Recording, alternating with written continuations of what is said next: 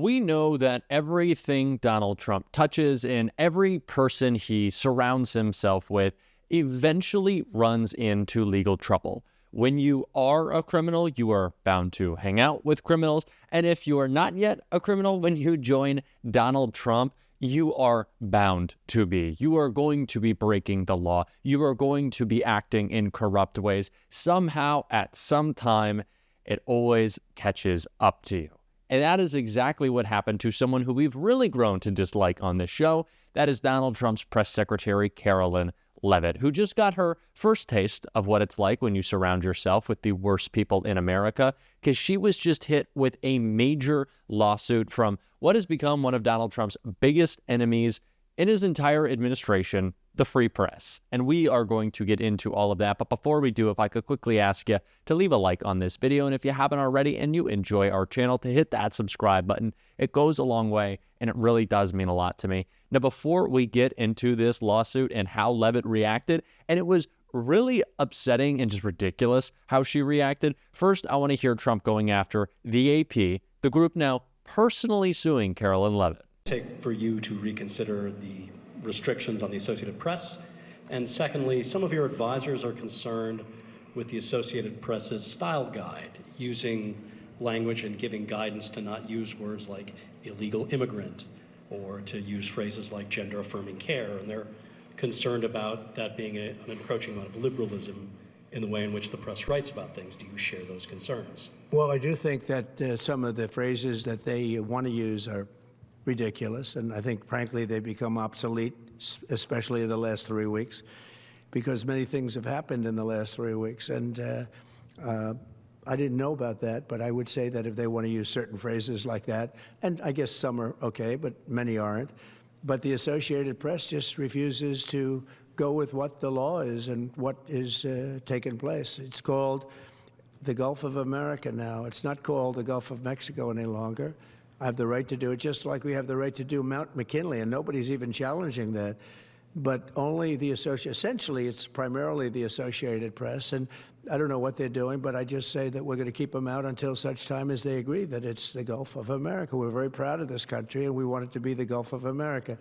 Now, So, of course, the AP has filed a lawsuit against Donald Trump's White House, but now they have filed a personal lawsuit with Karoline Leavitt, and that really just cracks me up. I think that's pretty funny. Obviously, she did not take it that way. She is a little bit upset that there's repercussions for her actions. MAGA loves to talk about how much they care about free speech, but clearly, really what they mean is they just don't want to be held accountable for what they say or what they do, and they also don't want to be held accountable by a free press. They don't want others to be able to comment when they are corrupt, when they are criminals, when they break the law, and when they break our government. And Karoline Leavitt was actually live at CPAC after she received the information, the news that she was, again, personally being sued by the Associated Press, and her reaction is exactly what you'd expect, angry and with some blame for one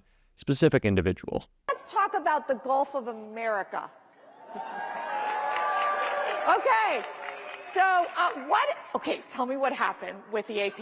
Give me what's going on here. So it's just us, right? It's just us. Okay. Well, I really would love to answer this question, but upon driving over here from the White House, I actually learned that I have been sued by the Associated Press. Oh, that means, okay, we cannot. Okay. Yeah. Wait, personally? We'll see them in court. Wait a second. Personally? Yes.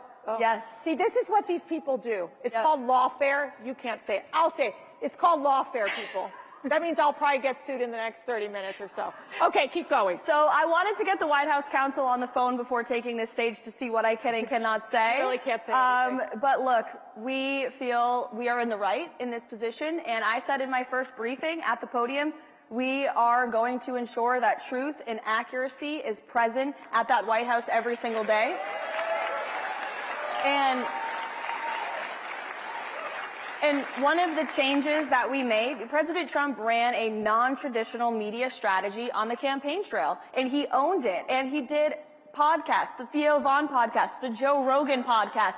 He went places that no other politician has ever wanted to go, and it helped him earn votes, it helped him earn support, and we wanted to continue that approach with the White House. So we've added the new media seat in the White House briefing room. That's been fantastic. Thank you. Yes. We are inviting podcasters and influencers and independent journalists who aren't constrained by this legacy media bias to join us. They deserve the privilege of covering the President of the United States just as much as any other legacy media outlet who has spewed lies about President Trump for years.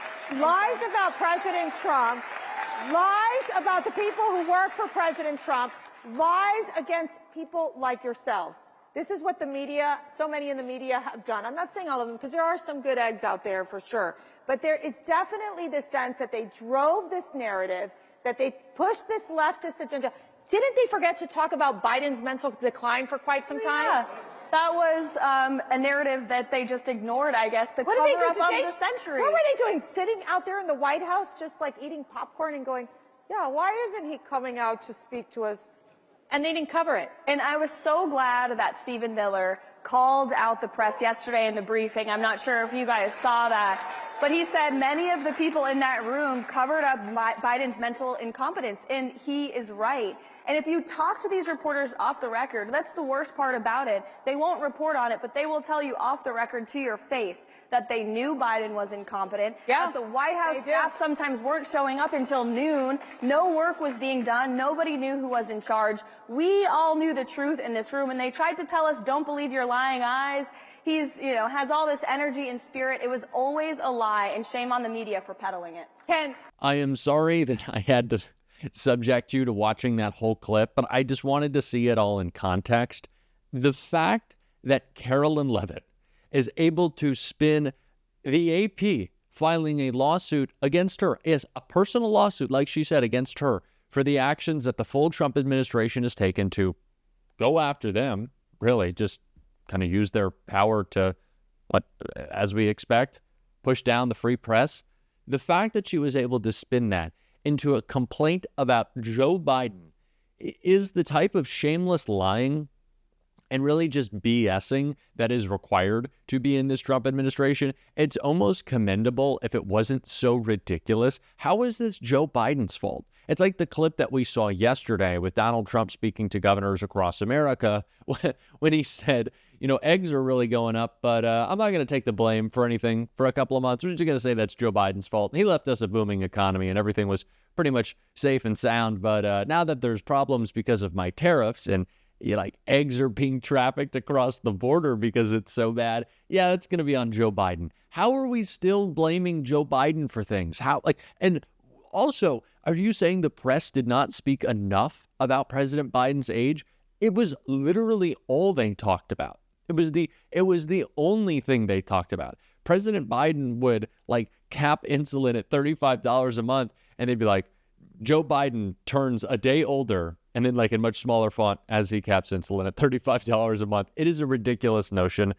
All of this is crazy, especially coming out of the most pro-censorship presidential administration we've ever seen. And it's something that Jasmine Crockett called them out for. A great clip right here. Because I don't think that one side of the aisle is promoting truth, but sometimes it may seem a little treasonous. All right, so we've got this article right here about this guy. Meta says it will end its fact-checking program on social media posts. I'll talk about that a little bit later. Then we have Washington Post says it will not endorse a candidate for president. We also know that actually they absolutely intended to endorse Kamala Harris. We have this one. Google Maps now show Gulf of America instead of Gulf of Mexico for app users in the United States, which is a complete farce because it's the Gulf of Mexico. It always has been.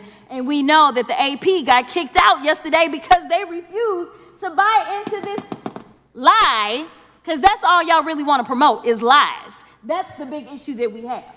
Elon Musk boosted false U.S. aid conspiracy theories to shut down global aid. Now, while he was boosting those lies about U.S. aid, and he was stopping money going for, say, things such as Head Start, somehow the only money that didn't stop was the money to him and his organization. Now, I don't know how you can have him be the watchdog as well as the guy that is literally living off of the government. If we want to talk about government welfare, it looks like Elon Musk, because it's my understanding that just on yesterday, a new contract was approved for approximately $300 million for Elon Musk. So listen, I just want y'all to be honest. You want to sit here, you want to lie, because so often we hear, well, yeah, we did lie. In fact, he admitted that he lied when he was in the Oval Office yesterday.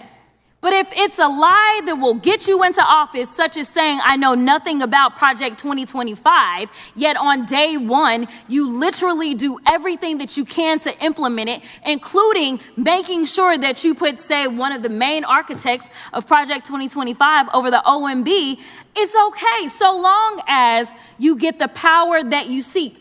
The problem is that the game is going to be on the American people. And when I say the American people, I mean all of us. Unfortunately, I am also stuck in the twilight zone because of the lies that were allowed to be propagated. Just like when you're talking about vaccines and all this nonsense. Right now in my state of Texas, there is an outbreak of measles. And what they are finding is that because there's been so much disinformation about vaccines, that kids are sick right now with measles that they did not have to have if they just trusted doctors and experts instead of randoms online. So I will end by saying this, Mr. Chairman, because I know we believe in Jesus in this chamber.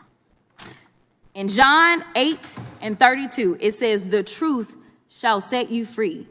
So maybe we should focus on a little bit of truth in this chamber. These people are just shameless and ridiculous, especially when Elon Musk will literally kick Trump supporters off of Twitter. He'll remove their blue check marks. He'll suppress their account. I always feel like my account is probably getting suppressed. I don't know. Maybe it's just because so many people have left Twitter. I wouldn't be shocked. I actually don't care how many likes my tweets get. It's just mostly for me to scream into the abyss at 3 a.m. But this is so much of what we see is the censorship and also the elevation of the misinformation. Bernie Sanders had a really good rant about this when he was talking about how Elon wants to push out all this misinformation, specifically about Social Security, so that people will eventually go, well, I guess all the government is broken. I guess we got to get rid of it all, which is what they want you to think. And it's the lie that we have to push back against. It's only broken when Republicans are breaking it. That is their whole thing. They tell you government doesn't work so they can get into government and try to make it not work. Why? Because they want to privatize Social Security, they want to privatize Medicare, they want to get rid of all the programs that are most important to keeping people alive, fed, educated, so that they can write another big tax cut to their billionaire buddies. That's what that's all about. It's just a big old plan for them. It's not a conspiracy theory when it's true. And we're going to keep calling it out every single day on the show. And if you want to support that, as always, you can hit that subscribe button. You can leave a like on this video. And if you stuck around to the end, you can drop a blue heart in the comments. And until next time, I'll see you soon.